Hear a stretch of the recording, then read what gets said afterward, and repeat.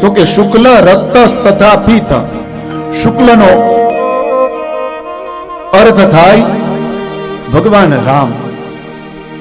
રક્તનો અર્થ આપણે એવો કરી શકીએ ભગવાન ઋષિ, અને પીત એટલે કે ભગવાન વામન. આ ત્રણેય દેવતાઓ આવી રીતે કેમ?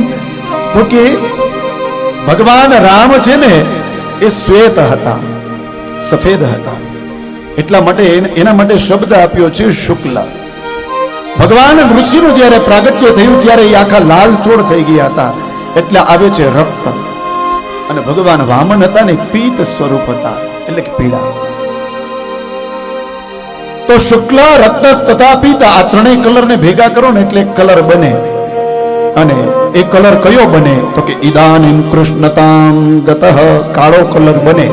એટલે હે યશોદા, આજથી આ લાલાનું નામ પડે છે કૃષ્ણ. કૃષ્ણ એટલે કે કાળો.